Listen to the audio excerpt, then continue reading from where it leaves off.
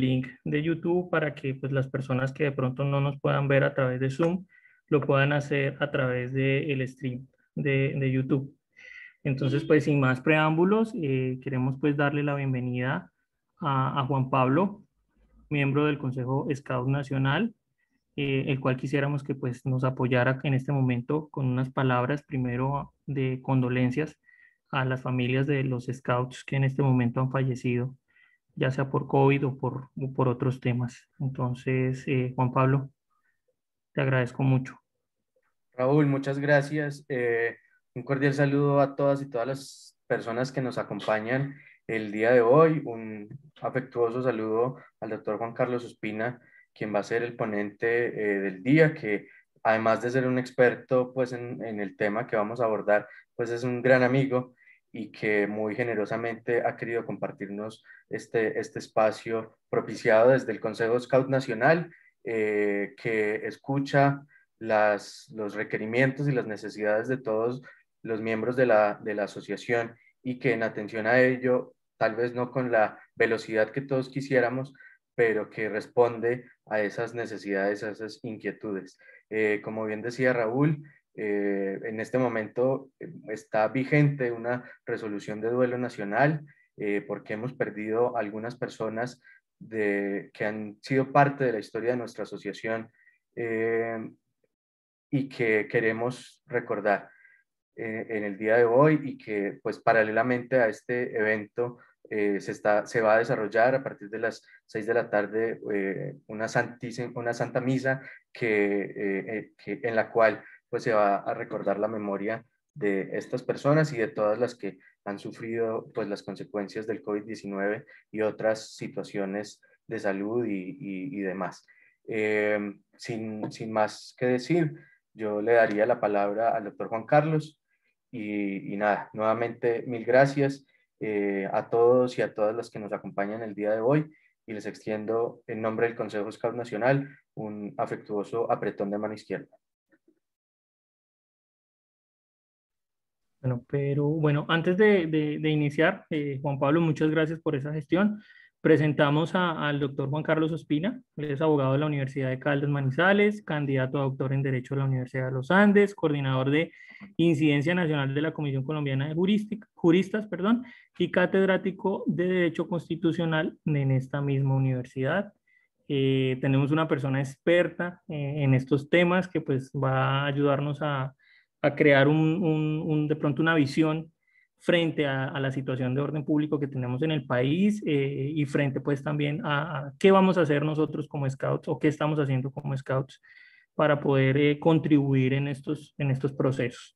Asimismo nos acompaña Valentina Medina, quien será nuestra moderadora y formuladora de muchas preguntas e inquietudes que tenemos, que pues básicamente ella como representante de los jóvenes en nuestro país, pues desde el movimiento Scout nos tendrá muchas preguntas y pues también las personas que se encuentran activas en este momento en nuestra charla. Entonces, Juan Carlos, bienvenido, por favor, preséntate, aunque ya te presentamos y mucho gusto.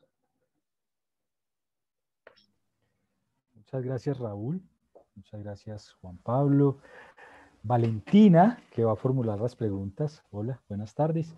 Muy buenas tardes para todas y para todos. Realmente es un gusto, es un placer. Desde que me comentaron la oportunidad de venir a conversar con ustedes, pues para mí fue un sí inmediato. Me parece que es un momento propicio para hablar de protesta social, me parece que es un momento propicio para hablar de democracia, para hablar de pluralidad, de diversidad, así que está muy bien. Justo al almuerzo, mi mamá me decía que ella quería que en algún momento de mi infancia me dedicara o a ser scout o a ser pajecito. Realmente no fui ninguna de las dos, pero le conté que iba a estar en esta charla de scouts y me dijo que se alegraba mucho, que por fin iba a estar como cerca de ese sueño que ella había tenido. Muy bien, no voy a como a generar, digamos, como mayor elemento introductorio. Yo pues me dedico desde hace muchos años, tal vez más de una década ya, a la defensa de los derechos humanos en Colombia. Ustedes saben que defender los derechos humanos en cualquier lugar del mundo es de por sí una actividad riesgosa, porque el defensor de derechos humanos suele no caer bien en ningún lado, en ninguna órbita ni ideológica, ni teórica, ni política. La razón es que el defensor de derechos humanos tiene que estar constantemente señalando e indicando que hay un incumplimiento de las obligaciones del Estado, que hay una ausencia de protección, que hay una ausencia de garantía. Y obviamente, pues esa es una labor compleja. Nuestra sociedad, pues ser defensor de derechos humanos es aún más complejo. Colombia es uno de los lugares del mundo más peligrosos para ejercer la defensa de los derechos humanos. Desde la firma del Acuerdo de Paz en 2016 a la fecha, más de 800 defensoras y defensores de derechos humanos, líderes sociales y lideresas han sido asesinados en el país. Y pues simplemente menciono ese contexto porque creo que hablar de protesta social tiene que ver también con la conversación sobre un derecho. Y esa es como una entrada principal. Cuando pregunté sobre el propósito de esta sesión y digamos sobre el auditorio, me contaron pues obviamente que no todas y todos son abogados, que esta no es una charla específicamente para abogadas y abogados, sino pues para la población en general, para diversos conocimientos que tienen ustedes. Y entonces por eso no voy a estar como pegado diciéndoles el artículo o la sentencia, sino que quise plantear esta charla en términos de narrativas. Y entonces, ¿por qué? Porque digamos que el ejercicio narrativo es un ejercicio que todas y todos conocemos, porque nos hemos aproximado a un cuento, a la literatura en general, a las distintas formas en que se nos presenta el conocimiento, desde que éramos niños seguramente, y entonces la narrativa nos permite también entender la forma en que construimos el mundo. Y quisiera iniciar con eso. Frente al derecho a la protesta hay varias narrativas, siempre en tensión y disputa, igual que en general frente a la defensa de derechos humanos. Esas narrativas ordinariamente están en tensión porque son distintas, porque cada una y cada uno de nosotros tenemos una visión del mundo. Y esa visión del mundo hace que construyamos unas narrativas distintas, que nos comuniquemos de manera distinta en función de lo que creemos, de lo que conocemos y de la forma en que nos hemos relacionado con los otros o también, digamos, como en términos generales con la realidad. A partir de eso, entonces, quisiera contarles, digamos, estructurar esta charla a partir de narrativas de la siguiente manera. Primero voy a aproximarme a la narrativa sobre el derecho a la protesta pacífica en Colombia, consignada en la Constitución de 1886 y que estuvo vigente hasta el año 1991. Luego quisiera mencionarles cuál es la narrativa predominante de respuesta a esa narrativa previa al 91, que es la de la Constitución de 1991. Voy a contarles cuáles son las narrativas de apoyo o que desarrollan esa visión constitucional del 91 a partir de la jurisprudencia de la Corte Constitucional y cuál es la narrativa internacional, es decir, la de los tratados y los protocolos de derechos humanos y de la relatoría de los derechos de libertad de reunión y asociación, que es una relatoría de Naciones Unidas creada en 2010, que empieza a funcionar en 2012 y que nos da unos estándares y unos elementos muy importantes del derecho a la protesta. ¿Por qué esas narrativas? Porque son las narrativas que permiten delinear el contorno del derecho, ¿cierto? Entonces, imagínense, cualquier elemento puede ser cuadrado, triangular, circular y demás, y ese es el derecho. Lo que queremos es saber y entender cuáles son los contornos, cómo es que entendemos la narrativa en la que está construida ese derecho y a partir de eso, cómo podríamos entender lo que ha pasado en estas últimas semanas en Colombia. Luego de abordar esto, en una segunda parte, voy a contarles, digamos, de manera muy, digamos, muy general, con algunos detalles, cuáles son como los elementos más importantes de la documentación de violaciones de los derechos humanos. ¿Por qué? Porque, como vamos a ver, el derecho a la protesta es un derecho que entra en tensión con el orden público, que entra en tensión pues con el transporte, que entra en tensión con la forma ordinaria en que se expresan las ciudades, también los campos. Entonces, en esa medida, obviamente se producen violaciones de los derechos humanos y hay una labor de documentación importante para quienes se dedican a esta labor de defensa. Sin más preámbulos, entonces quisiera iniciar como con esa, digamos, como con esa expresión inicial de la narrativa previa al 91, la narrativa predominante. Voy a ponerles una sola diapositiva para esto, luego volvemos de la diapositiva y les sigo un poco narrando el ejercicio de configuración del derecho. Entonces, espero que ya la estén viendo. ¿Sí? Entonces, digamos como que este es el mapita que quiero mostrarles de manera introductoria. Entonces, en Colombia, por lo menos desde el punto de vista normativo, entendemos que hubo un cambio en la forma en que nos relacionamos. Incluso, no sé si lo han notado, pero en las últimas 2 semanas, nadie, ni siquiera los sectores más extremos ideológicamente en el país, ha pedido un cambio constitucional. Esto es distinto a lo que pasó en Chile hace menos de 2 años y lo que ha pasado en otros países. En Colombia no ha pasado porque, y esta es mi hipótesis, la Constitución está suficientemente llena de aspiraciones, de compromisos con nosotros, y en esa medida no valoramos la necesidad de hacer unos cambios a esas aspiraciones. Casi siempre este tipo de preguntas, por lo menos a mí me ocurre en clase, se responden diciendo, no, la Constitución está muy bien, lo que nos falta es implementarla, ¿cierto? Lo que nos falta es como cumplirla. Y entre muchas otras cosas está bien, esta referencia a la protesta nos sirve, un poco para explicar por qué está bien. Entonces, ¿cuál es la narrativa previa sobre el derecho a la protesta? Colombia, desde 1949 hasta el año 1991, vivió 3 de cada 4 años en un estado de sitio. Ese estado de sitio es un estado de excepción, es decir, no estuvimos en la normalidad, no estuvimos bajo unas condiciones de normalidad en el funcionamiento del Estado. ¿Cuál es, digamos, la característica principal de ese estado de sitio? Es la alerta permanente sobre situaciones de orden público y la posibilidad de que el presidente de la República pueda expedir leyes. Es decir, no está el Congreso operando ordinariamente para expedir las leyes, que es su labor, sino que el presidente puede expedir leyes. A partir de esa referencia, imagínense casi medio siglo Colombia en un estado de sitio en el que hubo una limitación absoluta, excesiva, del derecho de reunión y de asociación. Que una limitación excesiva, incluso durante ciertos periodos de tiempo con mayor intensidad, como durante el Estatuto de Seguridad de Turbay, del 68 al 72 más o menos, en la que incluso se prohibía que más de 3 personas estuvieran reunidas en un lugar público.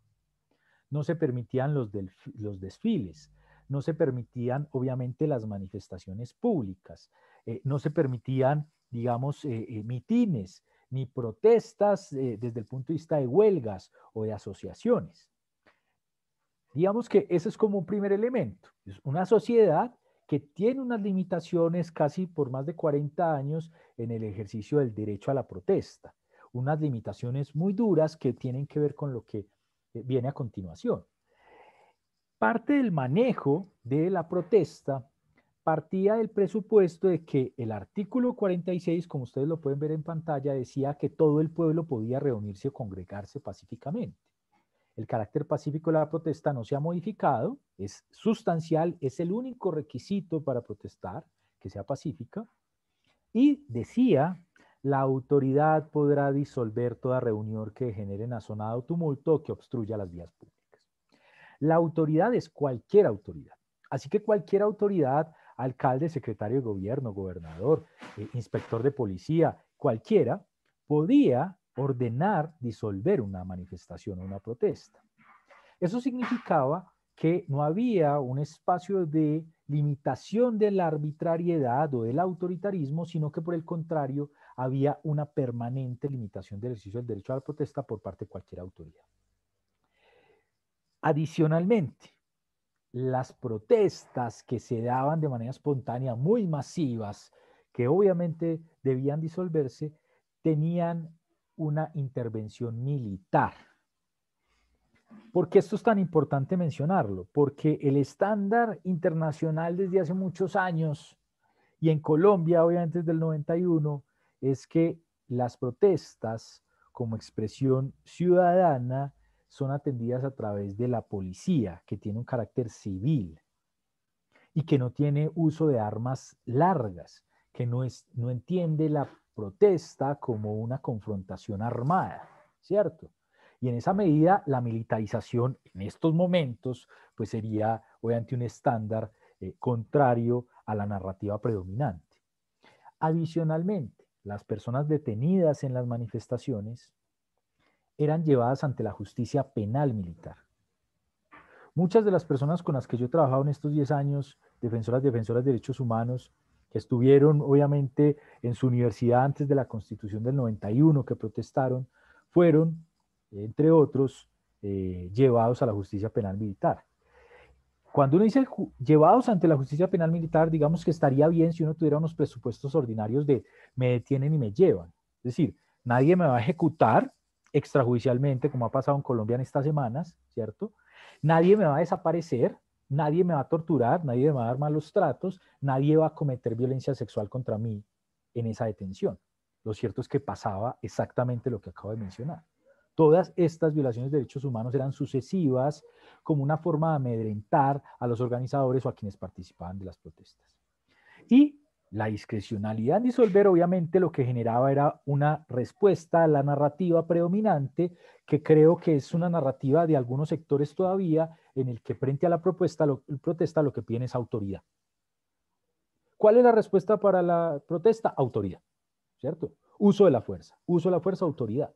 Y esa es una narrativa propia de esta previa de discrecionalidad en disolver las protestas y en entender las protestas como una amenaza al orden social.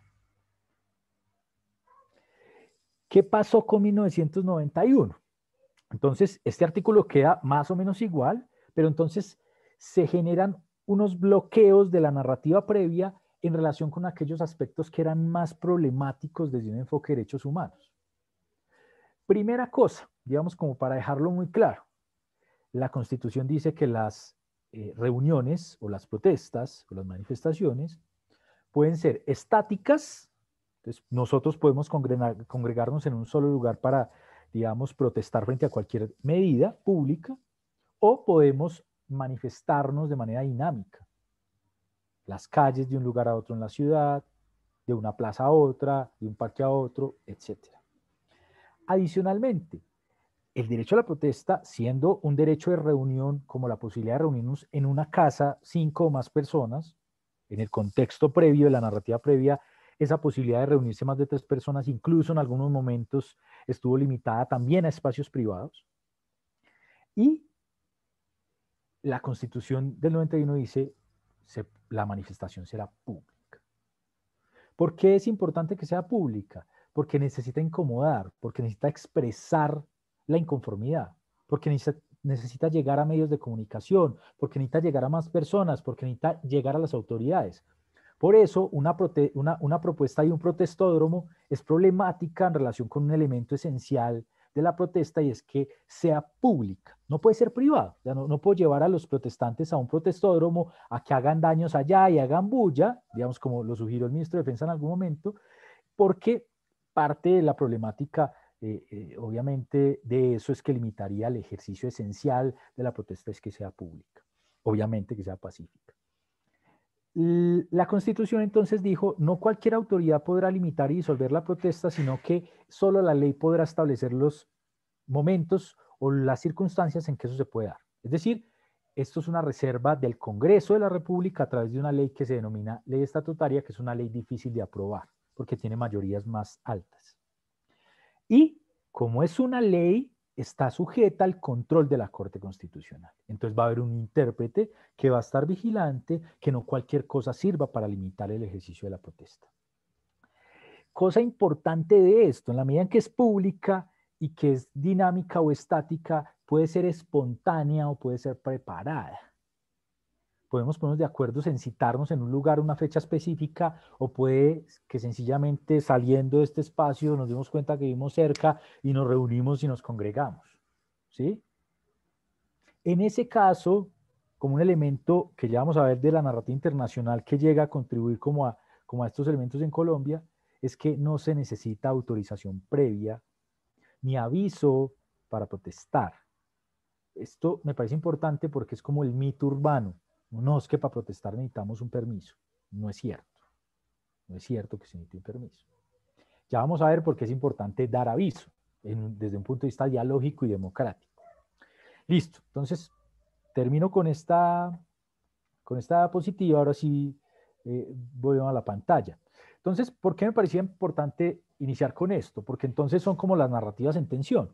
Una narrativa que piensa en la protesta bajo condición de amenaza al orden público y una narrativa que nos presenta la Constitución que lo que hace es decir, no, acá hay un derecho núcleo importante que hay que proteger y que solo hay que limitar en circunstancias muy específicas que tendría que determinar el Congreso y que no está al arbitrio y la discrecionalidad de las autoridades. Obviamente en otras disposiciones de la Constitución se evitó que, por ejemplo, los civiles fuéramos llevados a la justicia penal militar.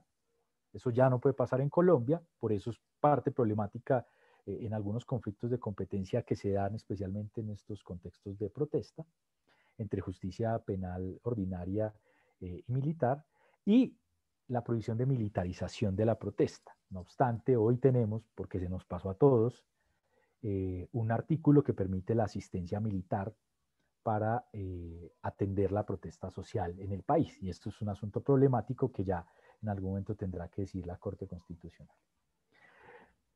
Esta narrativa, esta previa y esta predominante, entonces, pues a partir del 91 siguen en tensión, pero la predominante obviamente es la que rige para nuestro ordenamiento, es la que debemos seguir.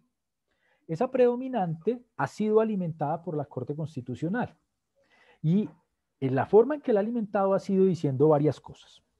Lo primero, que la protesta social, que el derecho a reunión, es un derecho que, como los demás derechos humanos, es interdependiente e interrelacionado. Ustedes dirán, estos conceptos ahí, ¿qué dicen?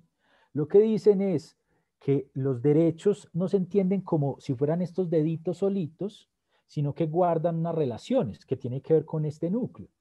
Entonces, cuando yo estoy ejerciendo el derecho a la protesta, adicionalmente estoy ejerciendo el derecho a la libre expresión, la libertad de opinión, la libertad de circulación. Adicionalmente, estoy ejerciendo un derecho de participación política en las decisiones que interesan. Y digo política no desde partido político, voy a hacer la aclaración de una vez porque voy a referirme muchas veces a la política, me refiero a lo público. La política como lo público. ¿Listo? La participación política, entonces hay una serie de derechos que están obviamente en juego. Y uno espera, digamos que no está en juego de por sí, pero pues yo espero que pues, protestar no me cueste la vida o no me cueste mi integridad personal, ¿cierto? Eso es como un primer elemento que ha establecido la Corte. Eso es importante porque entonces entendemos que la protesta social es un derecho base del ejercicio de múltiples derechos también. Y que cuando estamos viendo la protesta, estamos viendo a muchos ciudadanos ejerciendo muchos derechos a la vez. Segunda cosa, el carácter democrático de la protesta.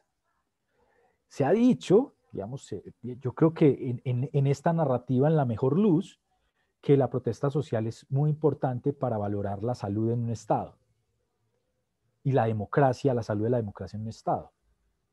Porque si yo puedo protestar libremente sin que eso me cueste la vida, significa que hay ejercicio de diversidad, de pluralidad, que hay un reconocimiento de que los ciudadanos, cuando participamos en procesos electorales y tenemos unos representantes, no damos con el voto unos cheques en blanco, sino que tenemos unos espacios judiciales, entre otros, por ejemplo, para accionar y que se pierda el mandato de alguien elegido popularmente, pero también para que la protesta sirva de canal de comunicación con esos representantes y llamar la atención sobre aquellos asuntos que uno ve que no están llamando la atención o que no están en la agenda. Es decir, la protesta sirve también para movilizar propósitos públicos, para dar, digamos, mensajes populares, para que sectores no escuchados o no representados políticamente puedan tener una voz también, y en esa medida, pues que se generen espacios de escucha, de diálogo y demás. Tercer elemento que ha mencionado la Corte, que es muy importante entender el carácter público de la protesta en la medida en que uno lo que necesitan democracia es poder expresar libremente reclamos, consignas, opiniones y demás. Y es que es parte de la democracia entendernos diversos. Parte de las cosas que se ha tratado de hacer en los últimos años en Colombia y que ha costado mucho es entender que la forma de hacer política no es con las armas y que las personas pueden renunciar a las armas para hacer la política y que por hacer la política nadie debería ser asesinado, perder la vida y demás. El único, con un tema de contexto, el único genocidio, es decir, el único exterminio de un grupo político en el mundo ha ocurrido en Colombia, que es lo que le pasó a la UP, que era un partido político derivado de procesos de paz, obviamente de sectores de izquierda que querían ubicar una vía política para manifestar sus ideologías y demás. En Colombia, entonces, eso cuesta y, digamos, un elemento importante de desarrollo de esta narrativa es como entender la importancia de la publicidad. Y finalmente, digamos, como un estándar muy duro de la Corte es, acá solo puede haber una limitación democrática a través del Congreso del derecho a la protesta. No hay espacio para la discrecionalidad. Ningún alcalde, gobernador, el presidente, nadie puede disponer qué es o qué no es una protesta y cuándo o no disolver una protesta. Pacífica, ¿cierto? Pacífica. Y todo el tiempo estoy hablando de protesta pacífica. Porque si hablara de violencia no estaría hablando de protesta pacífica. ¿Se entiende? Si hay un elemento que rompe el carácter pacífico, ya no es el ejercicio del derecho a la protesta. Hasta ahí va el derecho. En el momento en que sea, o hasta el momento que sea pacífico. Como el derecho a la protesta tiene una dimensión individual, pero tiene una expresión colectiva en la medida en que las masas se reúnen, se entiende que es imposible afirmar que una protesta es violenta si tiene una expresión pacífica. Otra cosa es que haya expresiones violentas individualizables dentro de protestas. Si hay 1.000, 2.000 personas en una plaza pública y de esas hay 10 personas cometiendo un acto de vandalismo o de violencia, pues entonces la pregunta será si ustedes consideran que esa protesta es pacífica o no. Y la respuesta será que el ejercicio del derecho a la protesta en el 99% de las personas es pacífica y que hay 10 personas ejerciendo actos individualizables de violencia que deberían ser atendidos y es parte como de la narrativa estándar internacional. Dicho esto, entonces, un poco como para ir englobando y generar como algunas conclusiones. El ejercicio del derecho a la protesta tiene un único requisito y es que sea pacífica. Puede ser ejercida de manera individual con una expresión colectiva. Tiene una dimensión estática, pero también tiene una dimensión dinámica como movilización o como reunión. Si su limitación es que solamente sea pacífico, que es una, debe sumarse el hecho de que uno entienda que las protestas no pueden tener mensajes no válidos, viéndolo como ejercicio del derecho a la libertad de expresión. ¿Qué sería un mensaje no válido? Una propaganda a la guerra, una apología al odio, a la violencia o al delito, pornografía infantil, instigación a cometer delitos, entre otros. Esos son mensajes no válidos en el ejercicio del derecho a la protesta. La función democrática, es decir, el papel preponderante de la protesta, por eso no se podría decir que, digamos, como se ha escuchado un poco estos días, que la protesta es mala para la democracia. Todo lo contrario, la protesta es una expresión de la democracia. Lo que puede ser parte del ejercicio democrático es precisamente que haya diversidad y que se pueda escuchar a las voces que salen a protestar. Y frente a eso, entonces, bajo esa idea democrática, hay que distinguir claramente qué es protesta pacífica y qué son disturbios o qué son hechos violentos. Porque distinguir es necesario para no caer, digamos, en el problema de reducir el derecho a la protesta a una expresión violenta y lo que hace que esto sea como un ejercicio de suma cero, o se protesta o no se protesta en la medida en que si es protesta es violencia, entonces es mejor no protestar, ¿cierto? Que digamos que es parte de la atención permanente sobre este tema. En Colombia, de acuerdo con lo que mencioné, la Constitución en el 91 dijo solamente la ley podrá limitar el ejercicio del derecho a la protesta.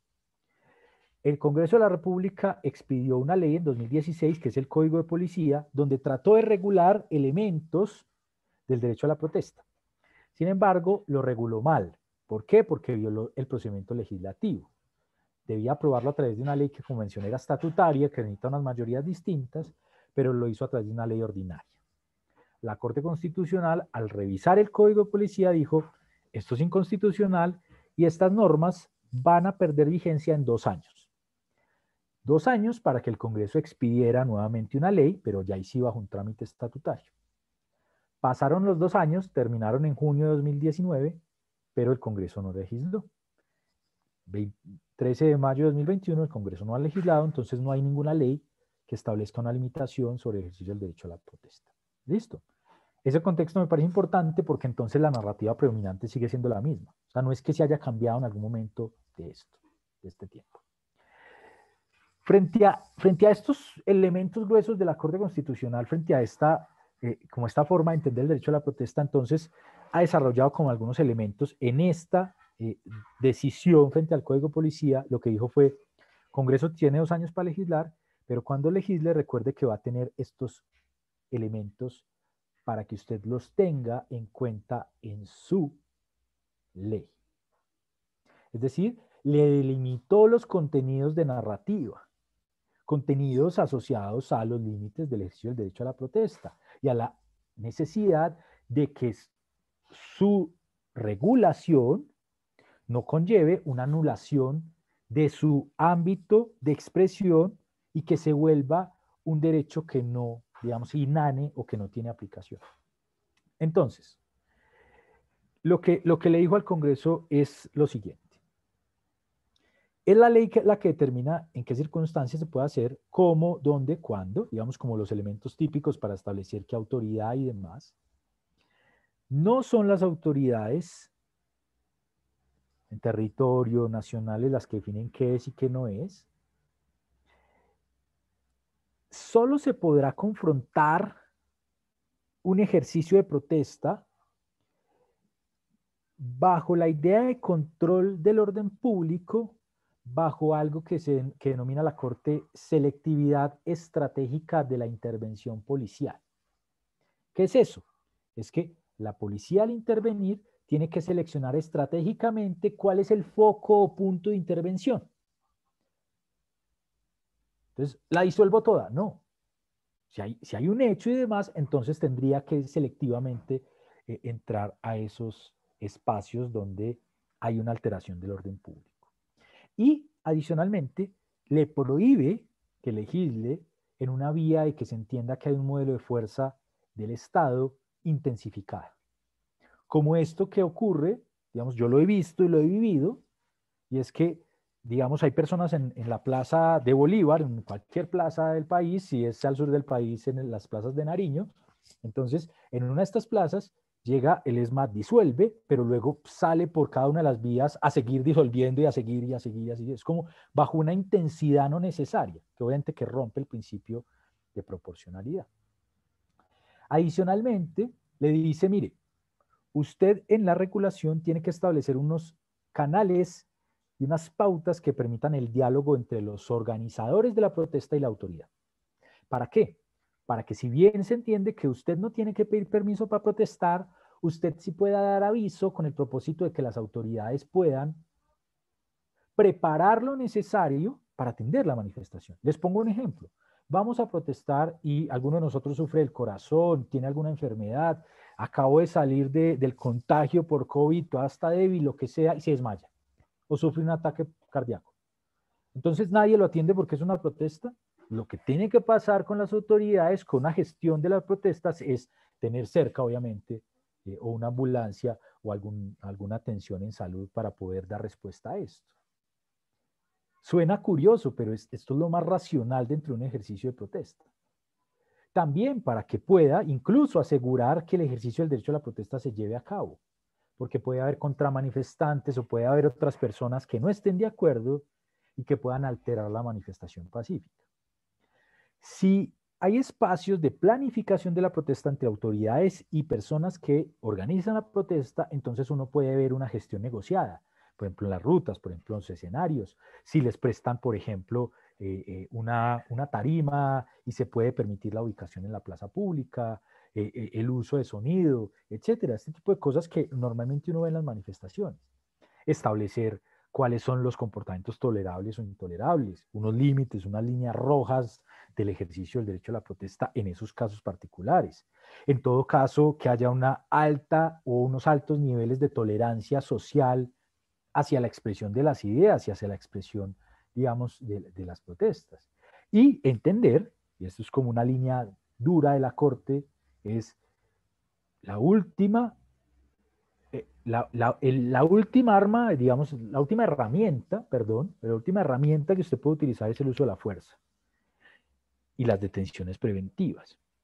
En esa medida, usted debe hacer y agotar todas las demás herramientas, que incluso, pues, primariamente debería estar el diálogo con aquellos manifestantes que promuevan actos contrarios como al ejercicio del derecho a la protesta.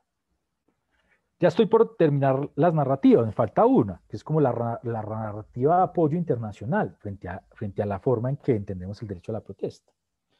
Hay varios tratados e instrumentos internacionales que no voy a mencionar, digamos, porque lo que hacen es, digamos, plantear la expresión del derecho a reunión más o menos en la forma en que quedó configurada en la Constitución. Lo que hace es decir, miren, no es posible que haya tratos crueles, maltratos, tortura, digamos, afectación a la vida, integridad, a la opinión, a la libertad de expresión en el ejercicio del derecho a la protesta. Y, como lo mencioné, se creó en el año 2010 la Oficina del Relator de Naciones Unidas sobre los derechos a la libertad de reunión pacífica y de asociación. Desde 2012 ha sacado unos informes muy, muy importantes. Yo se los voy a dejar en el chat, si me los permiten, como el link de acceso a eso, porque me parece realmente importante poder saber cuáles son esos estándares, esos elementos del derecho a la protesta, además porque tiene como una mirada mundial. Hoy, les pongo un ejemplo, un pequeño paréntesis, hoy en día, la Corte Penal Internacional está llevando a cabo un examen preliminar frente a lo ocurrido en Venezuela entre los años 2015 y 2017, momento en el cual hubo masivas manifestaciones contra el gobierno y hubo violaciones de los derechos humanos como asesinatos, como torturas, como malos tratos, como detenciones ilegales, entre otros. Entonces, obviamente, hay una responsabilidad frente a las vidas que se pierden, frente a la integridad de las personas y demás, porque es una obligación, digamos, ordinaria del Estado proteger los derechos de las personas. Frente a eso, entonces, unos estándares claros del ejercicio del derecho a la protesta. Primero, la protesta no requiere autorización previa, ¿sí? Ya lo mencioné. Es decir, no está sujeto a la discreción de las autoridades establecer qué es o qué no es y si se puede o no se puede hacer. Segundo, toda protesta se presume legal y con intención pacífica. Es decir, no se puede estigmatizar la protesta como, ay, otra vez vienen los vándalos o algo por el estilo, sino que hay que conjurar cualquier estigmatización, especialmente las que vienen de funcionarios públicos, y es legal planificar, organizar, promover, anunciar y desarrollar una protesta pacífica, porque es un derecho. Tercer estándar en esa narrativa es que el acceso al espacio público es muy importante y que eso facilita obviamente las aglomeraciones, pero también es un medio idóneo, lo público, es un medio idóneo para llamar la atención de las autoridades y la opinión pública sobre los asuntos que están siendo objetos de la causa de la protesta. Cuarto, que las autoridades deben rendir cuentas, que los ciudadanos, como una triada, las autoridades deben rendir cuentas, los ciudadanos pueden ejercer veeduría y pueden tener máxima divulgación. ¿Qué quiere decir eso? Todos los ciudadanos podemos grabar, tomar nota sobre las protestas, vigilar, observar, grabar, lo que sea necesario para proteger los derechos humanos. Las autoridades deben rendir cuentas de sus actos, es decir, cuántas protestas se disolvieron, bajo qué fuerza, cuántas armas se utilizaron, de qué tipo, cuánta munición. Esos son elementos muy importantes, un elemento propio de la rendición de cuentas. Y debe investigar cualquier denuncia que haya sobre un uso no adecuado de la fuerza o de la indebida gestión de las manifestaciones. Y finalmente, el principio de máxima divulgación lo que dice es: todas las personas pueden divulgar sin intromisiones y restricciones las protestas. Por eso era tan complicado en estos días la atención de si debía o no en algunos lugares del país, como digamos se sugiere que ocurrió en Cali, y era limitar la posibilidad de que se subieran videos o fotografías y este tipo de cosas, ¿cierto? A través de redes sociales. Van 4, ¿no? En esta triada. Quinto, que cualquier intervención de la fuerza pública debe ser razonable y proporcional. Eso significa que debe atender una razón claramente establecida en la ley, debe atender la precaución, es decir, debe evitarse, y si es inevitable hay que minimizar todos sus efectos. Solo si es necesario debe hacerse, y si es necesario debe restringirse al tipo y grado de fuerza proporcional necesaria para restablecer la condición no pacífica. Proporcional es que haya un equilibrio entre el daño y el beneficio. Obviamente uno ve, pues, digamos, en estos videos de estas últimas semanas, una desproporcionalidad impresionante en relación con el ejercicio del uso de la fuerza frente a manifestantes que no están armados o pacíficos y demás. Y nuevamente, ya, pero desde el sentido de la intervención, pues rendir cuentas frente a eso. Finalmente, que cualquier hecho o actuación no pacífica que se da en una protesta debe ser atribuida individualmente a su responsable. Entonces, las autoridades, cuando identifiquen hechos que perturban el carácter pacífico de la protesta, puede ser por provocadores, contra manifestantes, o en la tesis de la Fiscalía, con una detención que hizo el día de ayer, personas que aprovechan el escenario de la protesta pacífica para cometer hechos delictivos. Y que incluso estaba pasando, de acuerdo con la Fiscalía en Cali, que algunas personas lo que hacían es aprovechar que la protesta pasara, rompían algunos vidrios de establecimientos y hurtaban elementos. Y en esa medida debe haber una atribución de responsabilidad individual sobre los hechos no pacíficos, exclusivamente a sus responsables, y no una atribución general de disturbio y demás a las manifestaciones. Hasta ahí cierro como estas ideas sobre narrativas sobre el derecho a la protesta en estas 4 vertientes y lo que es predominante en relación con el ejercicio del derecho hoy por hoy. Y entonces me voy a tomar más o menos unos 5 o 8 minutos, espero yo, para explicar el elemento que puse de documentación de violaciones de derechos humanos, simplemente porque me parece importante anotar lo siguiente. Creo que todas y todos hemos estado colapsados de información, ¿no? Ustedes entran a redes sociales y ya, digamos, hubo momentos en que estábamos en absoluto desespero, ¿no? Era muy agobiante, todavía en los noticieros, muy agobiante. No solamente por el dolor, sino por los daños, ¿sí? Miembros de la fuerza pública que estuvieron a punto de ser quemados, o personas que resultaron muertas en manifestaciones, o la noticia de que hay personas desaparecidas todavía, o personas que perdieron sus ojos, o que están en una UCI luego de las protestas cuando precisamente hay una escasez de camas UCI por la pandemia. Y pues también, que fue como un elemento previo a estas manifestaciones de las últimas semanas, la tensión entre protestar en medio de una pandemia, ¿no? Suena además bastante tensionante. ¿Cómo así que usted va a aglomerar personas para manifestarse si usted está frente a un virus que precisamente se expande en la medida en que haya interacción social? Es como descabellado, ¿cierto? Pero el carácter espontáneo de las protestas, digamos, tiene esto en medio, y es que, no, digamos, hay una expresión tan espontánea que es difícil, o incluso con planificación, pero es difícil de tenerla. En esa medida, sé que se ve caótico, pero es muy importante el registro de las violaciones de derechos humanos, y eso es lo que quiero rescatar. ¿Es caótico tener tantos videos, tantas imágenes? Sí, pero es muy importante. Es muy importante porque documentar las violaciones de derechos humanos es importante para evitar que esto vuelva a pasar, para activar los instrumentos jurídicos necesarios para que nacional o internacionalmente se fijen y se reitere la narrativa predominante. Es que nadie debía morir por protestar, ni ser torturado, ni, digamos, tener afectaciones en su integridad, ni ser desaparecido, etc. Dicho eso, entonces, hay como unos elementos importantes de esa documentación. Cuando hay una detención, por ejemplo, de una persona, usted ya creo que lo han visto en videos, eso se ha vuelto importante, común, se le pregunta a la persona que está siendo detenida, dígame su nombre, dígame su documento de identificación y tal vez un número telefónico para contactar a un familiar. Ese es un gesto solidario y muy importante. Colombia es el país del mundo con mayor desaparición forzada del mundo.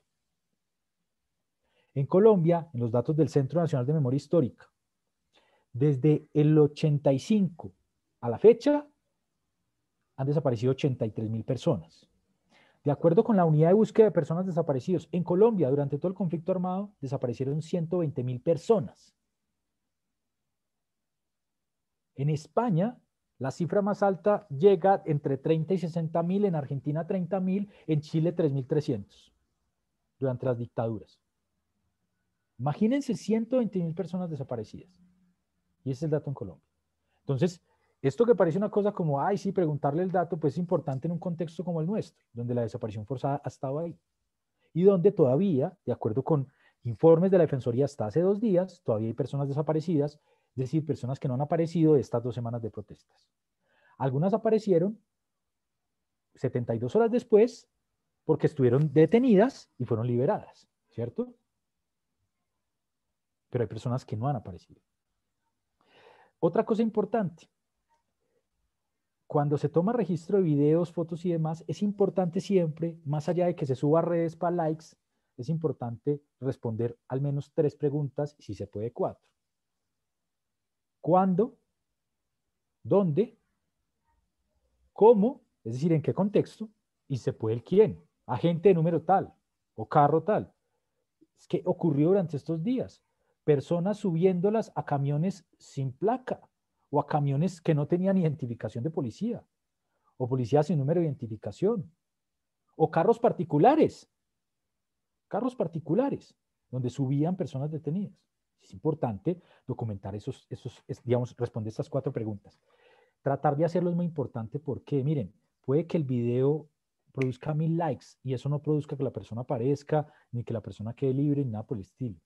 Pero nos permite documentar su caso para que si llega a ocurrir algo, podamos no solamente darle una información a su familia, que seguramente es la más interesada en saber dónde está, sino que también podamos en el futuro establecer las acciones pertinentes para que se juzgue a los responsables, pero también al Estado que permite, digamos, que eso ocurra. Hay varias aplicaciones, acá ya mientras ahorita me formulan las preguntas voy a ir como mandándoles esto que estoy anotando.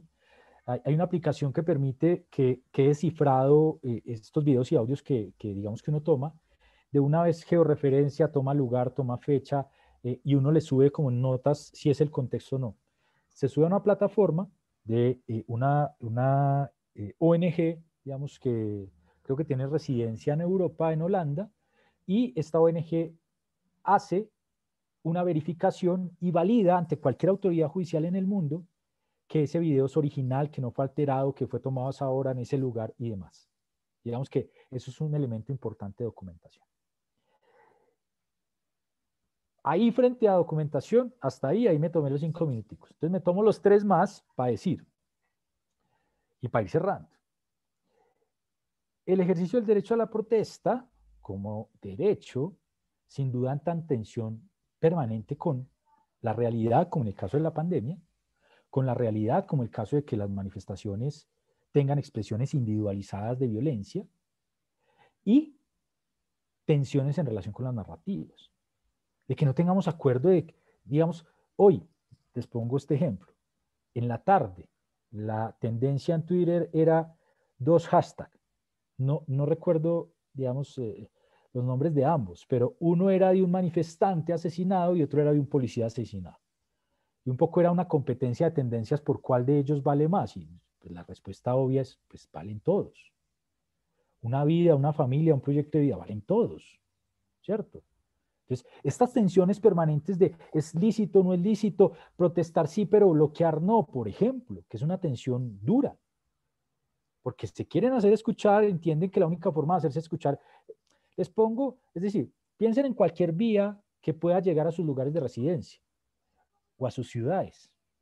Piensen en la gente que quiere protestar, que vive cerca de esa vía. ¿Ustedes qué creen que puede hacer frente a eso? ¿Quieren que salgan unas pancartas y que cada carro que pase de pronto que pite o algo? Pues van a sentir que su única forma de que sean escuchados, incluso nacionalmente, no solo regionalmente, es bloqueando. Yo no estoy diciendo que, y estoy justificando que eso ocurra, ¿no? Además, que por ejemplo, ocurra lo que ocurrió, que estuvo muy mal, y es que no hayan tránsitos humanitarios, no dejan pasar ambulancias, no dejan pasar elementos de salud, no, eso no puede pasar. Pero el ejercicio del bloqueo era una expresión típica de la protesta. Ahora, la tensión entre si era absolutamente pacífico o no, pues entonces hace parte de esto, de si entendemos que hay canales humanitarios, por ejemplo. Es decir, que a pesar del bloqueo y que quiere que sea un bloqueo, pues entiende que la ambulancia tiene que pasar, o que tienen que pasar los elementos de salud, o medicamentos, etcétera. ¿Sí? Como esas tensiones están, pues las narrativas, siendo predominantes, tienen constantemente estas disputas. Y no se van a resolver, ¿cierto? Fácilmente, pero parte del ejercicio es edificar, solidificar, digamos, establecer con mejor énfasis la narrativa predominante para que en todo caso el derecho a la protesta sea importante. Desde un enfoque político, simplemente como paréntesis, la protesta social le sirve a cualquier sector ideológico, porque cualquier sector ideológico protesta, porque el día de mañana frente a cualquier sector ideológico en el poder va a querer protestar. Así que la importancia de la protesta es que le sirve a cualquier sector ideológico, ¿cierto? Entonces, por eso tampoco caer en la tensión ideológica puede ser importante, porque hoy parece resolverlo, pero mañana precisamente no les va a funcionar. Yo lo dejaría ahí porque yo sé que hay como muchas preguntas, he visto pues por lo menos que el chat está muy activo, así que quedo a su disposición. Mil gracias. Bueno, doctor, muchísimas gracias. Creo que aprendimos muchísimo, muchísimo y además, pues, como ya dijiste, acá nos han dejado algunas preguntas, entre esas, pues, el padre Eduardo nos pregunta, teniendo en cuenta que ya vimos, pues, todos los derechos que cobijan justamente el derecho a la protesta, ¿qué deberes tenemos al ejercer ese derecho? El único deber es que sea pacífica. Ese es el único requisito. Ustedes dirán, claro, pero protestar es incómodo, digamos, genera incomodidad. Por ejemplo, si yo voy en un vehículo y quiero pasar por una vía, pero alguien protestando me incomoda porque no puedo pasar. O esto me va a demorar mucho llegar a mi casa, ¿cierto? O va a afectar otras condiciones de la vida normal. Pero ese es precisamente el propósito de esa protesta, incomodar y permitir que haya, digamos, una forma de divulgación. El único deber es que sea pacífico. Si no es pacífico, no es protesta pacífica. ¿Se entiende? Como ejercicio de derecho. Entonces, ese derecho tiene constantes garantías. En esta lógica de narrativas, pues se entiende que este derecho no puede ser reducido siempre y cuando cumpla con su deber primario para Eduardo, que es que sea pacífico. Listo, doctor, muchísimas gracias. Ahora, bueno, Orlando creo que está levantando la mano, entonces si quieres nos comentas y ya seguimos con las preguntas del chat. Gracias, Valentina, muy amable. Doctor Juan, tengo 4 preguntitas muy cortas. Primero, manifiesta que la policía no puede utilizar armas. Entonces, ¿cómo se llamaría estos elementos que utiliza para disparar balas de goma? Y segundo, para disparar gases lacrimógenos que inclusive ha matado a personas. Esa es una pregunta. 2, la autoridad competente en ese momento durante las protestas. Caso Bogotá, se ha escuchado que la primera autoridad aquí en Bogotá es el alcalde. Pero ¿quién está por encima, el alcalde o el general de turno, digámoslo así, que está bajo su cargo la policía? Tercero, las Naciones Unidas o la ONU o la OEA, Yo he visto en el caso particular en Venezuela se manifestó muy contundentemente contra Venezuela, pero ahorita ha sido este presidente Almagro, me parece que es el que está a cargo, ha sido, como dice la palabra ahora, muy tibio, manifestándose aquí con respecto a los sucesos en Colombia. Y todo. Y otra, cuando han efectuado la rendición de cuentas, que nunca he escuchado una rendición de cuentas sobre estos temas que ha hecho la policía respecto a todo este tema de manifestaciones. Gracias.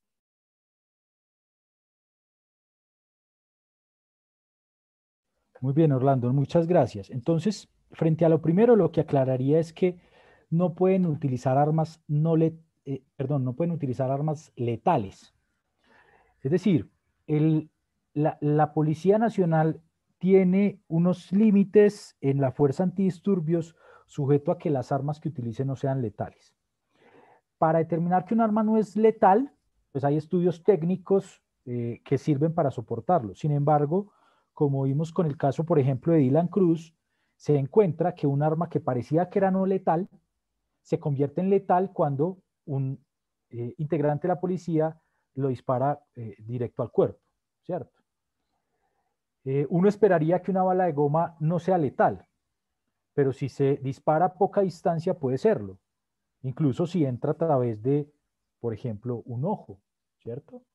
Entonces, hay una tensión permanente, pero lo que yo le diría es que la frontera es armas letales no, por eso la imposibilidad de que sea el ejército quien utiliza armas largas. Es que la policía no puede utilizar armas largas. En Colombia, por el conflicto armado, tenemos como unas zonas grises muy complicadas. Por ejemplo, la PM, que es la policía militar.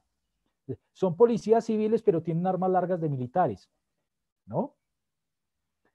Otro hecho que Naciones Unidas ha dicho, esto no puede pasar, que en Colombia los policías sea una fuerza de carácter civil, pero cuando van a ser juzgados, los juzgue la justicia penal militar.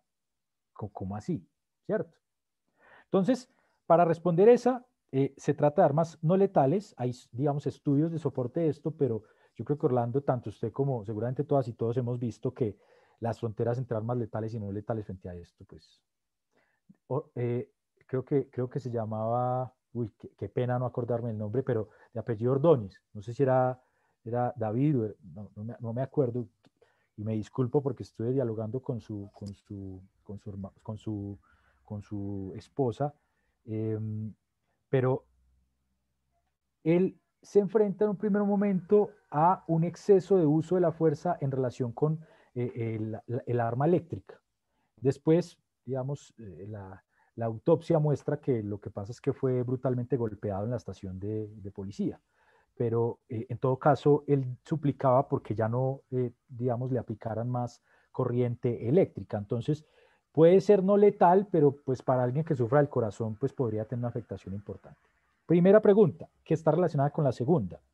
La autoridad competente a nivel municipal en materia de orden público es el alcalde. Pero, como las cosas de Colombia, así como la policía la juzga la justicia penal militar, resulta que resulta que la policía no tiene sujeción a autoridades civiles, sino sujeción a autoridades militares. Es decir, que siendo el alcalde la máxima autoridad, en todo caso la policía sigue directrices de su cadena de mando nacional. Y entonces, por eso, parte de las recomendaciones también de reforma al sector de policía en Colombia de Naciones Unidas ha sido que la policía esté sujeta a autoridades civiles. Y eso haría que los alcaldes den una instrucción clara y se cumpla en relación con el manejo de orden público, ¿no? Y creo que Orlando plantea una pregunta muy interesante y yo creo que hay que hacérsela especialmente a quienes están por dentro de la policía. Y es, ¿qué fue lo que pasó en estas 2 semanas para que no hubiese un control, digamos, o una orden de que actuaran con uso de fuerza como se pudo evidenciar en algunas partes del país? O hubo una desatención de las instrucciones precisas de no ir en esa vía y entonces hubo como una aparente rebelión, si se quiere, como un despropósito de uso de la fuerza al interior de la policía, ¿no? Es una pregunta dura, pero pues necesaria. La contundencia de Almagro y de la OEA, yo creo que la Comisión Interamericana, que es un órgano de la Organización de Estados Americanos, ha sido suficientemente contundente, pero la OEA tiene un carácter político, Almagro tiene un carácter político entre los estados, y pues digamos que el acuerdo mayoritario político en la región es un rechazo absoluto a Venezuela, porque es una dictadura, como todos yo creo que lo tenemos claro, porque acabó con el Estado de Derecho en Venezuela, pero un poco más blando con países que, digamos, como el caso de Chile o en el caso de Colombia, en estos últimos 2 años ha habido un uso desproporcional a la fuerza contra protestantes. Y el de rendición de cuentas me parece muy interesante porque la rendición de cuentas uno espera que sea espontánea, ¿cierto? Pero resulta que la rendición de cuentas también puede ser, digamos, forzada, a punta de nuestros derechos. Un derecho de petición al ESMAD para que informe cuántas armas se utilizaron, de qué tipo, cuánta munición y demás, es importantísimo. Y es importantísimo para documentar violaciones de los derechos humanos. Se hace. Es decir, ¿a dónde voy con esta rendición de cuentas? Puede que no lo hagan espontáneamente. Este es el estándar, ¿no? Este es lo deseable desde el punto de vista narrativo. Pero se puede lograr y una cosa importante es que no pueden decir que es reserva, ¿no? Porque si usted hace la solicitud, no, es que es reservado cuántas armas utilizan. No, no es reservado. No es reservado porque no es un tema de orden público. ¿Cierto? Listo. Entonces, esas son como las 4 respuestas, siendo en todo caso muy difíciles, Orlando, y trasladando otras como la que trasladó la policía, porque me parece importante que todas y todos sepamos de eso. Listo, doctor, muchísimas gracias. Creo que pues es importante que nosotros estemos pendientes, saber que podemos acceder a este tipo de información y no quedarnos en la ignorancia frente a muchos temas. Acá el jefe Alejandro nos dejó también pues varias preguntas, entonces voy a leer también el contexto que nos da para que pues podamos responderlas todas. Dice, doctor Espina, si el ejercicio del derecho a la protesta debe ser pacífico, pero hay una realidad. La policía y su escuadrón, el SMAT, ha decidido no respetar en algunos casos este carácter pacífico y ha buscado dispersar las manifestaciones de forma violenta, utilizando armas no permitidas para la dispersión de manifestaciones, no utilizando prendas marcadas, no respetando los organismos de derechos humanos. Acá vienen las preguntas. ¿Cuál es el camino que tienen los derechos humanos en Colombia bajo esta realidad? ¿Cómo los jóvenes pueden ver en la protesta una forma de expresión y no de represión? Porque el gobierno no garantiza la protesta sabiendo que las infiltran. Y por último, es un fenómeno social la violencia en nuestras manifestaciones.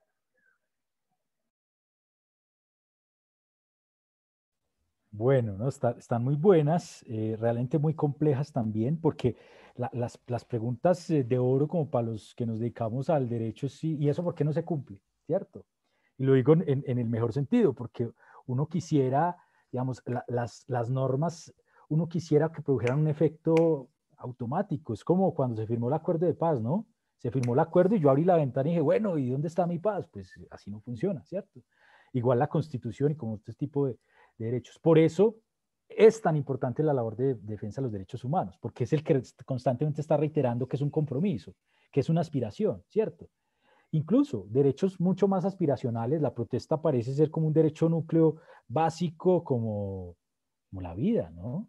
Como la integridad, como el hecho de movilizarme, digamos, tener libertad de circulación, aunque a pesar de que en este año durante la pandemia hemos visto seriamente limitada la libertad de circulación.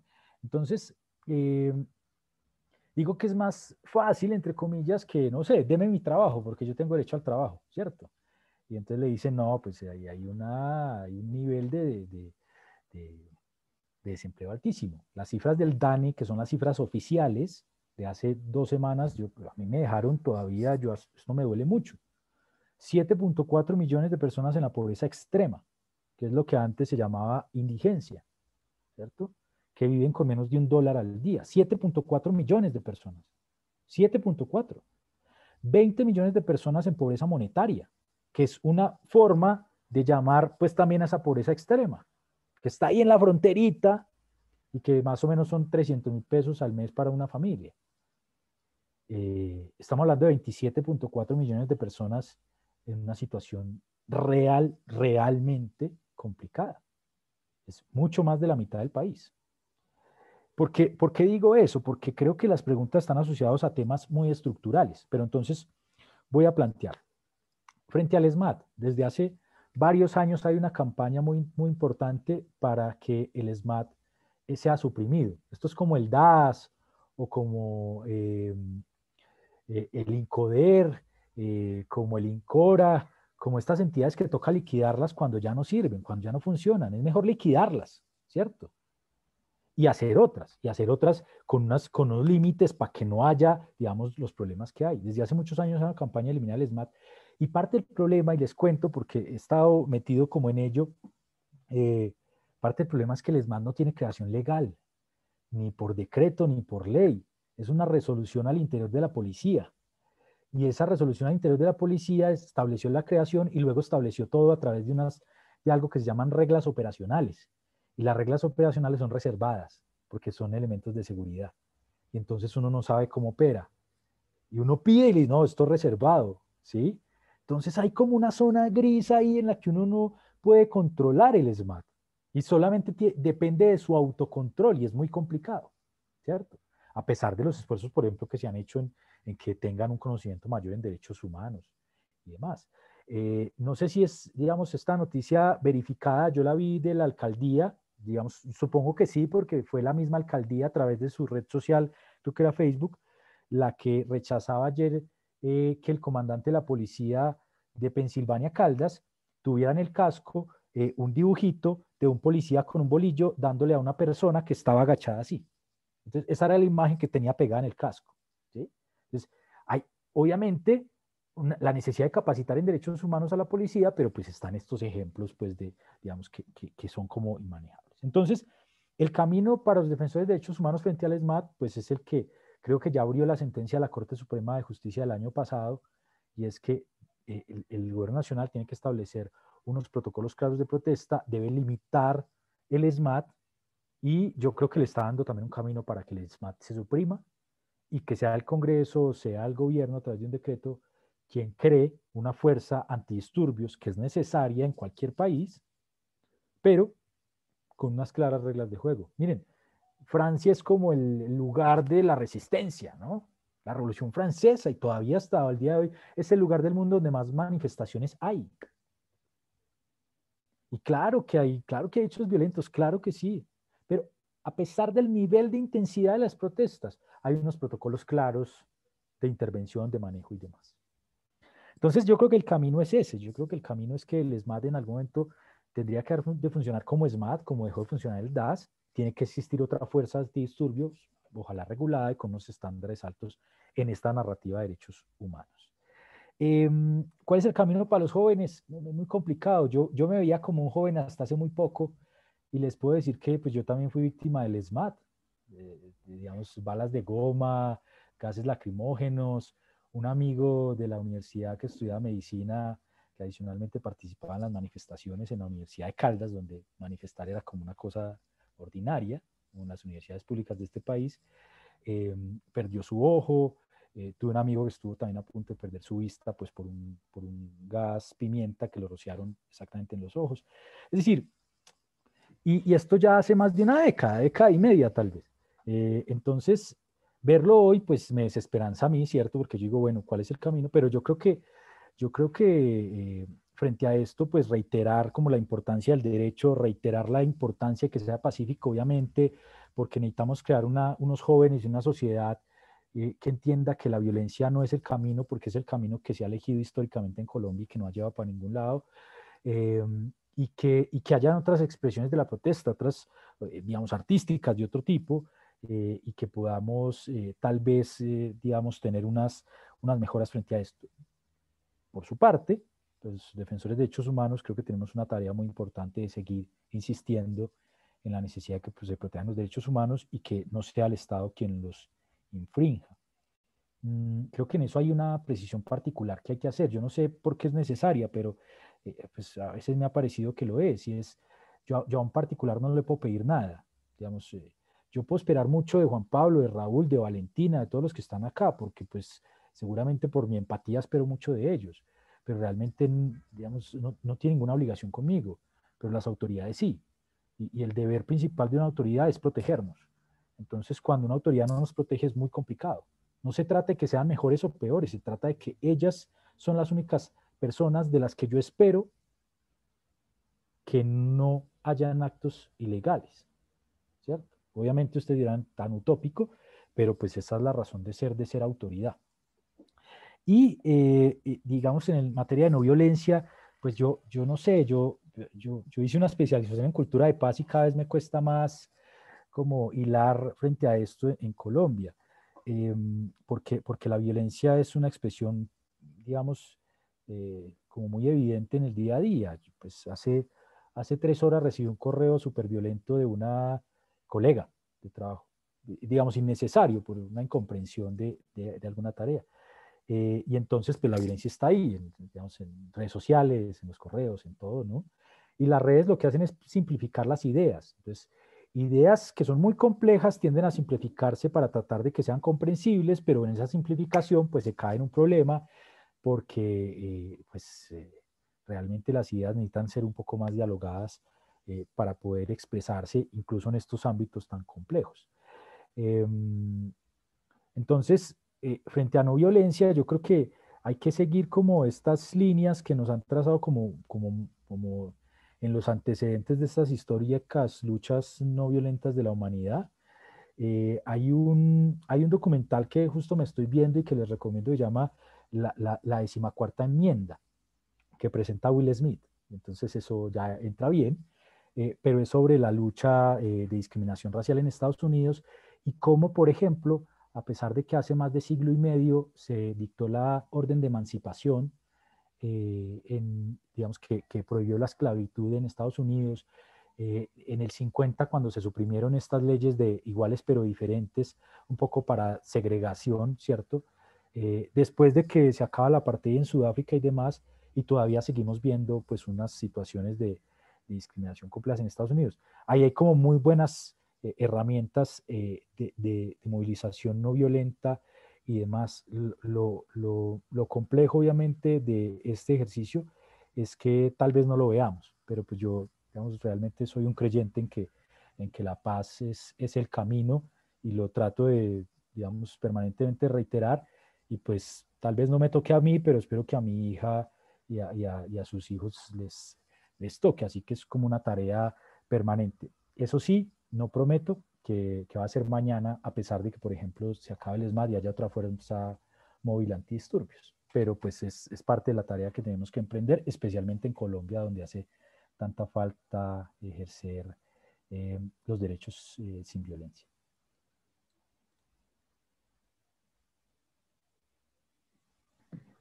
Listo, doctor. Pues acá quiero retomar un punto que me parece súper importante y es que nunca tenemos que justificar la violencia de ningún lado. No, pues eso no es válido y también va súper de acuerdo con un comentario que nos deja acá Ricardo y es que muchas veces la desinformación pues genera ese odio, promueve la violencia, entonces pues nada, la invitación es principalmente a estar informados, a saber qué es lo que está pasando a nuestro alrededor, que es uno de los principales objetivos de esta iniciativa, de este espacio, que podamos conocer para no caer en esa desinformación, en la violencia, en generar odio. Y también, pues, el padre Eduardo nos comenta que muchas veces como que se justifican con ciertos puntos esos actos vandálicos que se cometen contra las personas y contra bienes de la ciudad, que eso también deslegitima muchísimo la protesta. Entonces, pues igual, tener súper presente que, como ya nos lo ha recordado el doctor muchísimas veces, el derecho es a la protesta pacífica y es, pues, lo que debemos ejercer. Ahora, el jefe Juan Pablo nos deja una pregunta y dice, en la exposición el doctor nos indica que en la protesta existen mensajes no válidos. ¿Cómo se puede entender entonces que haya mensajes de odio contra las autoridades y grupos políticos diversos? Sí, realmente es una tensión y es una tensión específicamente es con el derecho de expresión, porque puede haber una protesta en silencio, ¿no? Que es como, ha habido como muchas protestas en silencio, además de mucho significado, pero en medio de la protesta pues hay expresiones. Y entonces, este ejemplo lo pongo porque me parece que es la realidad. Si todas y todos los que estamos acá, 36 me dice acá Zoom, vamos a protestar, puede que cada uno y cada uno de nosotros tenga una razón distinta, ¿no? Puede que uno sea porque su corriente ideológica dice que en estos momentos tiene que protestar, porque es una forma de participar en política también. Puede que otros digan, no, pues yo estoy en este margen del 27.4 millones de personas que estamos pasando muy mal y que necesitamos protestar para que haya un cambio, para que haya una renta básica o para lo que sea, ¿cierto? Puede que yo estoy protestando porque quiera educación gratuita, entonces pues digamos que en estos días ya resultó atendida esa pretensión. Puede que yo ese día me haya peleado con mi esposa y esté embejucado y emberracado y salga a protestar también porque no me gusta la vida así, ¿sí? Hay mil razones, individualísimas, particulares, porque estos centímetros cúbicos que tenemos acá, que es lo único que nos pertenece, que es nuestra conciencia, ¿cierto? Nuestros pensamientos, quieren expresarse de alguna manera. Entonces, ahora, el derecho a la libertad de expresión tiene límite en estos mensajes. Determinar qué es o qué no es un mensaje de odio es muy complicado. Por ejemplo, representar al presidente con algún animal o darle un apodo o este tipo de cosas, pues digamos que hay que valorar, ¿cierto? Si es parte de la expresión o hay un elemento de odio y demás. Digamos, cómo diferenciarlos y cómo entenderlos? Entonces, yo mencioné 4. Propaganda de guerra. Es como, no sé, una protesta que diga, necesitamos que haya guerra en Colombia, ¿sí? La guerra debe continuar. Un poco en esta referencia a alguien que decía, lo que hay es plomo, no me acuerdo cómo decía, pero creo que era una referencia, obviamente era un llamado a la guerra.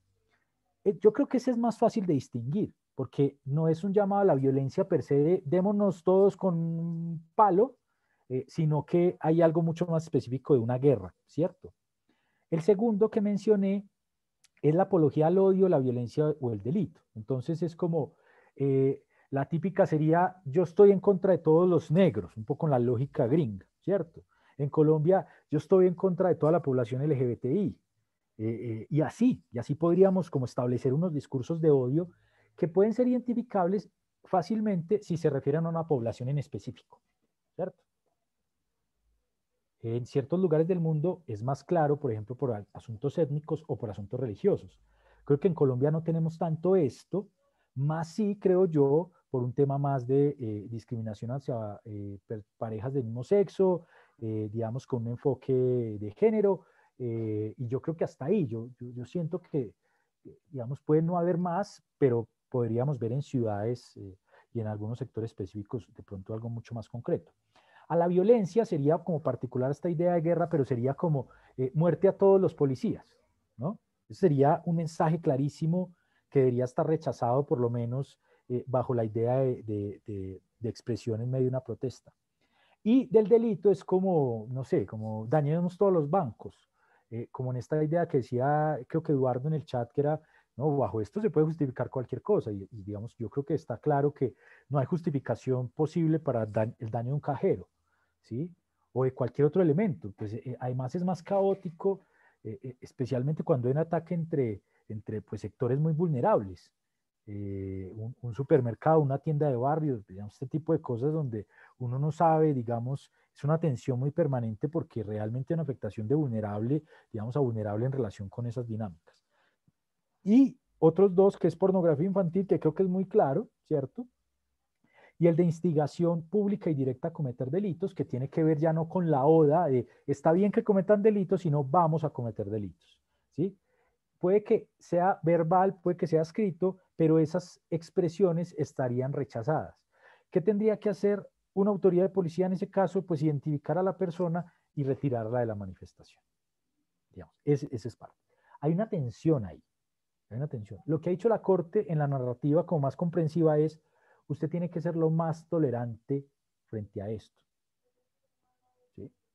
Entonces, en la práctica es muy difícil. Porque si usted en un momento de ira esto que pasa y usted ve que un policía le está pegando a una persona, usted le dice cerdo, hijo de tantas, matemos a todos estos cerdos, ¿no? Que es como una cosa que uno puede escuchar. Entonces se puede entender que esa expresión, que en estos momentos caería en un discurso de odio, realmente es una expresión del momento digamos, que se enciende, que es muy espontáneo, que no es planificado y que realmente como no tiene ese propósito de causar el odio, la guerra, pero que en esos momentos sí puede generar una chispa para que se produzca. Digamos, hay un caso de una película muy interesante, se llama Los Siete de Chicago, que están en estas plataformas, para no mencionarlas, para no hacer propaganda, están en estas plataformas y lo que pasa en una de sus partes es que alguien dice, y si se va a derramar la sangre, que se derrame. Y lo que dice el juez es, usted llamó a las personas a que derramaran sangre, y él lo que está diciendo es, no, lo que yo estoy diciendo es que si nos van a golpear, pues vámonos por toda la ciudad y que nos golpeen por toda la ciudad, ¿cierto?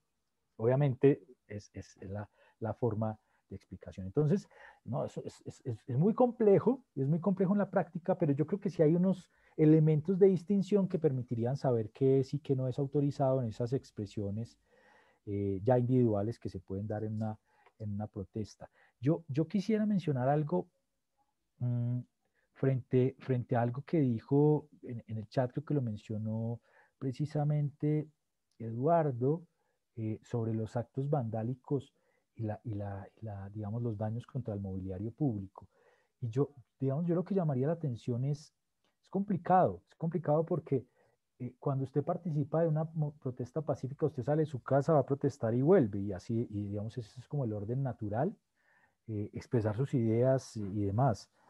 Pero cuando se daña el Transmilenio o cualquier sistema de transporte en alguna de sus ciudades, cuando se daña el mobiliario físico, que adicionalmente es público, pues obviamente esto nos afecta a todos, afecta al presupuesto, afecta demás. Yo creo que ahí no hay justificación.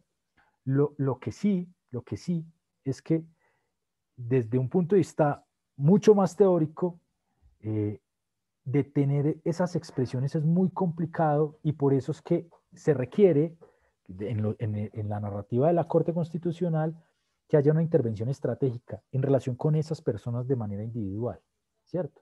Porque la otra sería decir, esta protesta de vándalos. Pero si se puede individualizar, si se puede suprimir esos elementos específicos, estaríamos en un escenario obviamente distinto de defensa del derecho a la protesta, y no sería tan complejo como generar esos matices entre lo que es o no es autorizado. Lo cierto es que si es violento, no es autorizado como derecho, como ya mencionó Valentina. Y yo no sé, Valentina, si me anticipo, pero Diana ahorita, mientras yo hablaba sobre los jóvenes, y creo que lo que ha preguntado tal vez Orlando, sobre los jóvenes, si los mecanismos de participación ciudadana puede contribuir a construir un mejor país. Yo creo que sí, yo creo que el uso de las vías legales es una forma de reconocer el Estado de Derecho, de reconocer las vías institucionales. Y esto me parece importante, y con esto cierro porque ya sé que está larga esta respuesta. Creo que en estas 2 semanas, incluso la encuesta de una de estas firmas encuestadoras sobre si las personas apoyan el paro o no, dio un resultado muy alto. Digamos, mucha buena parte de la sociedad encuestada apoya el paro. Y esto significa que entienden que hay una necesidad, que digamos que hay unos mensajes que hay que transmitir, que necesitan ser escuchados y demás. Pero ese apoyo no significa que estén en contra del Estado de Derecho o de la democracia o de las instituciones, porque lo que se puede aprovechar más o menos es una situación de alerta, digamos, como la que hemos tenido estas 2 semanas, para decir, entonces acaben con el Congreso, que es lo que ya salió una propuesta de decir que se reducía al 50%, o cierren las cortes, o declare el estado de excepción para que el presidente pueda legislar a través de decretos, leyes, que es la facultad que le daría el estado de excepción. Entonces yo creo que una cosa importante, obviamente, en la juventud es no solamente utilizar las vías institucionales, es decir, fortalecer esa institucionalidad, criticarla, pero para fortalecerla, no para eliminarla, porque siendo la democracia el peor sistema conocido, es el mejor que hemos experimentado, ¿cierto? Entonces, yo creo que los canales institucionales y la participación ciudadana es muy importante para construir, obviamente, democracia y un mejor país. Perdón, Valentina, por lo largo. Tranquilo, pues justamente esa pregunta la queríamos hacer después de otra que está muy relacionada con la respuesta anterior, y nos la deja Denis. Entonces, pues ella habla de eso que tú mencionabas, esas frases a veces un poco salidas del entorno pacífico que soltamos en unos espacios.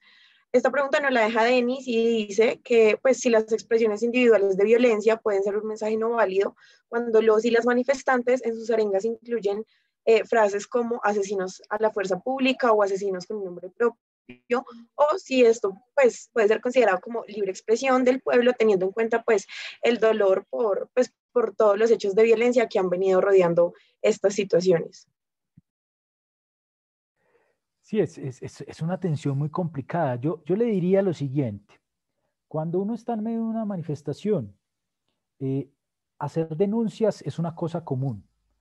Hoy, por lo menos lo que escuché a Caracol, la Corte Constitucional confirmó un fallo que creo que es tal vez uno de los peores fallos de la Corte en su historia, siendo una Corte pues como tan reconocida, como que todos queremos, en la que determinó que la Comunidad de Paz de San José de Aparzado solo podía acusar y señalar como responsables, por ejemplo, de amenazas o de estar aliados con paramilitares en la zona, respecto a una brigada en específico, si existía una sentencia judicial en firme. Eso es problemático porque la denuncia, digamos, como parte de la libertad de expresión, es difícil que tenga una sentencia ejecutoriada. Entonces, yo creo que frente a esto hay que ver si puede haber, es decir, moderadamente podríamos decir, hay 42 personas muertas, entiendo hasta ahora, de acuerdo con temblores, 42, 43 personas muertas en esta semana. Se está estableciendo claramente cuáles de ellas fueron asesinadas en medio de las protestas, cuáles no, ¿cierto? Cuáles por, creo que hasta ahora un policía muerto, hay otro que estaba en cuidados intensivos muy delicado, y el resto han sido civiles. Y entonces, todavía no se ha establecido la responsabilidad individual de quién fue y si fue la policía o no fue la policía. Pero creo que hay como un clamor ahí muy grande que dice, pues los que tenían arma eran las policías, ¿cierto? O los particulares armados con colaboración y demás, como los que vieron seguramente en Cali. Entonces, estos reclamos, como los que pones ahí en el chat, que es asesinos o asesino Julanito, yo creo que están más en la dinámica del derecho de libertad de expresión que en la dinámica de discurso de odio. Si es denuncia, ¿cierto?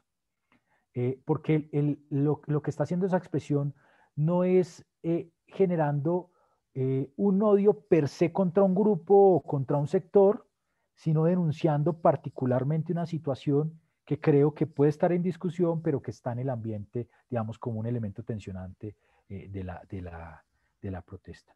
Así que yo lo vería más cercano a la libertad de expresión. Y, como dije, si el estándar es, hay que tener como el mayor nivel de tolerancia frente a las ideas, teniendo en todo caso este marco como de discursos de guerra y demás, yo diría que ese estaría en un espacio de lo tolerable, precisamente por la indignación social que genera el asesinato de personas por ejercer el derecho a la protesta. Listo, doctor, muchísimas gracias. Pues también tenemos en cuenta que la acción de uno cuando hace parte de una institución, pues afecta a todos. Entonces, aunque haya sido una sola persona, el simple hecho de portar un uniforme, de ser parte de una entidad, pues afecta realmente a todos. Ahora Federico nos deja una pregunta que va súper de acuerdo con el tema de pues, participación ciudadana que nos mencionaba Diana y el doctor Juan, y es qué se puede hacer o decir a unos policías que hacen una detención injusta. ¿Se puede citar alguna ley o norma? Se puede citar todo lo que a usted se le ocurra, la Constitución, la ley, pues difícilmente eso va a detener seguramente a la gente de policía que está haciendo la detención. Yo creo que lo que hay que hacer en esos momentos es documentar, ¿sí? Si está haciendo una detención y si vemos que es ilegal, si vemos que es irregular, y si no, porque pues considerando lo que mencioné, las cifras de desaparición forzada en Colombia, creo que lo importante ahí sería documentar, sería preguntarle a la persona que está siendo detenida, dígame su nombre, dígame su documento de identificación y deme un número de contacto, tal vez para contactar a un familiar y decirle, mire, a Julanito, yo no lo conozco, pero a Julanito en este lugar lo acaba de tener la policía. Y si puede tomar los datos del carro donde se lo llevaron y demás, es muy importante. Miren, ustedes no se imaginan el desespero de una familia cuando no llega su hijo, su esposo, el que sea, a la casa en la noche, ¿cierto? A la hora que debía llegar. Y empieza a buscarlo y no tiene razón. Y nadie le informa, o le informan que lo detuvieron, pero no sabe ni cómo ni dónde. y empieza a buscar en toda la azul, y empieza a buscar en todos los centros de salud, y empieza a buscar en todos lados, y no apareció la primera noche. Sí, día siguiente, ¿qué hacemos, no? Entonces, pues, digamos, sería como un acto de humanidad, digo yo, más que citar la norma, el acto de humanidad sería como documentar el caso, no solamente para la familia, sino también porque el día de mañana puede servir para una reclamación internacional o nacional frente a lo que ocurra. Les pongo este ejemplo en Cali, está en esclarecimiento, o sea, yo no estoy diciendo que esto es tal como lo va a comentar, pero las violaciones de derechos humanos parten de indicios y de situaciones como esta. Un manifestante en Cali hace 2 semanas estuvo en la manifestación porque iba con más personas que sabían que él estaba en la manifestación. Es detenido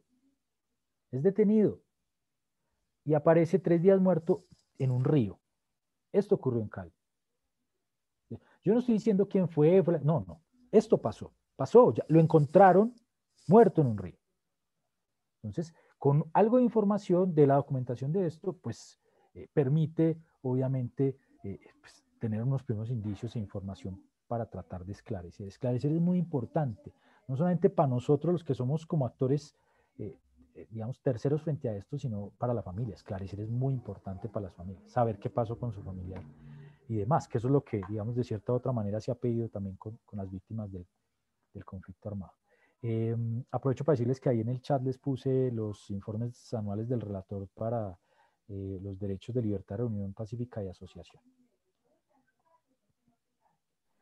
Listo, doctor, muchísimas gracias. Igual pues es una invitación nuevamente a estar informados, a informarnos respecto a todos los derechos que nos cobijan frente a una detención, cuándo es legítima la detención, porque pues son temas que nos competen a todos. Ya para ir cerrando, acá Ricardo pues nos deja una pregunta y es, ¿qué sucede con las personas que tienen derecho a la libre movilidad? ¿Este derecho se privatiza al protestar? O sea, ¿qué sucede con esos otros derechos que se ven afectados en el marco de las protestas? Muy bien, entonces, perdón, me anticipo a esto, les dejé en el chat también 2 cosas muy importantes.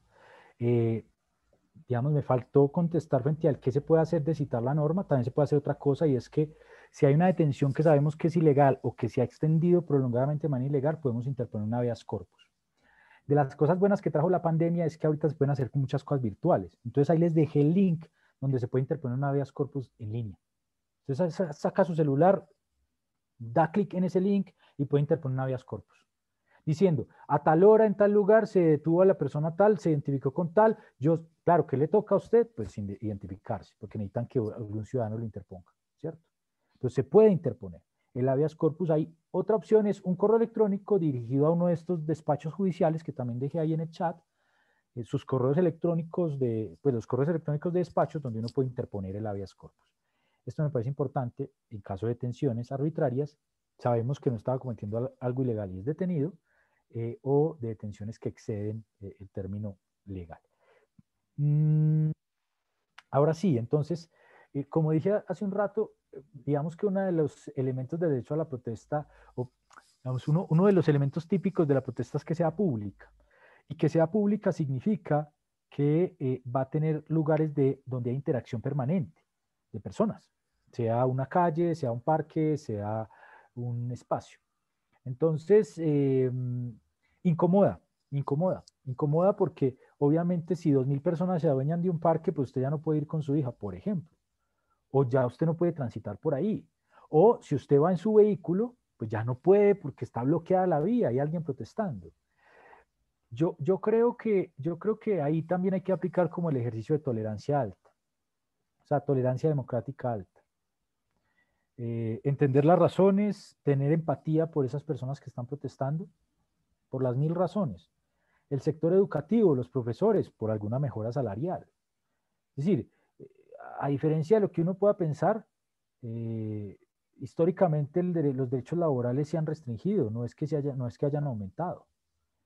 Pues cada reforma, digamos, la oposición a las reformas pensionales y laborales en este país no son porque sean oposiciones a mejoras, es porque son oposiciones a desmejoras.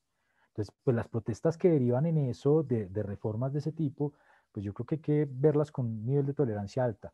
Lo que le diría es, no quedan suprimidos, pero sí tienen una restricción temporal mientras se desarrolla la protesta. ¿Eso es incómodo? Sí, eso es incómodo. Alguien me decía en estos días, sí, pero es que mi derecho va hasta donde da el derecho del otro, ¿cierto? Y lo que pasa con el derecho a la protesta es que es un derecho que por su masividad y cuando aglutina un número importante de población, sería difícil decir que mi derecho es superior al de 1.000 o 2.000 personas o 10.000 personas que están protestando como expresión de la democracia pacíficamente. Yo creo que lo que habría que aplicar ahí sería, más que el derecho, sería como la lógica de tolerancia frente a esa expresión. Listo, doctor, muchísimas gracias. Y ya pues para cerrar ahora sí, quiero leer dos comentarios que me parece que son pues bien importantes en todo este tema. Inicialmente pues uno que nos deja Diana y es recordar que en las protestas para dispersarlas, las fuerzas públicas pueden utilizar armas no letales, como ya lo decía el doctor Ospina, y tienen unos protocolos para utilizarlas, como es que no pueden disparar directamente, sino parabólicamente. Adicionalmente, Miriam pues nos recuerda que la paz requiere creatividad y nos dice, pensando en el uso del lenguaje, se pueden utilizar expresiones que no son denuncias morales. Que son denuncias morales. Por ejemplo, ¿quién dio la orden? Es una expresión que hace una denuncia moral pública y fuerte. Creo que para no incurrir en expresiones que fomenten violencia, debemos ser creativos. Ya, pues, creo que con esto cerramos. Igual agradecerle muchísimo al doctor, a todos ustedes por quedarse hasta el final y recuerden pues todos estos links que nos deja acá el doctor Ospina, que son de muchísima ayuda, estar súper informados de todos los derechos que nos cobijan, informados de todo lo que está sucediendo en el país, porque realmente son temas que nos incumben a todos. Entonces, pues no sé si Raúl, Juan Pablo quieren agregar algo más. Bueno, pues definitivamente este es un tema que tiene mucha tela que cortar.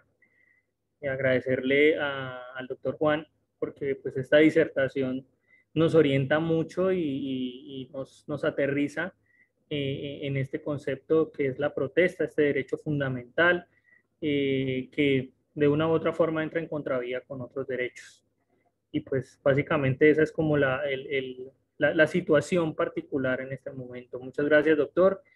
Y creo que nos estaremos comunicando mucho con su merced para que nos cuente, nos oriente, nos dé su apoyo y pues maravillosa herramienta. Muchas gracias a todos los participantes. No sé si Juan Pablo quiera decir algo para poder cerrar. Mil y mil gracias por asistir. Gracias Raúl y a todas las personas que nos acompañaron en la jornada. Juan, de verdad, mil gracias por la disposición que has demostrado y que siempre pues te caracteriza para socializar con tanta generosidad tu conocimiento y tu experiencia en este campo. Te envío un abrazo con todo el afecto que sabes que te tengo y con toda la gratitud en nombre de toda nuestra asociación. Muchísimas gracias. Gracias a ustedes. Hasta luego. Buena noche. Chao.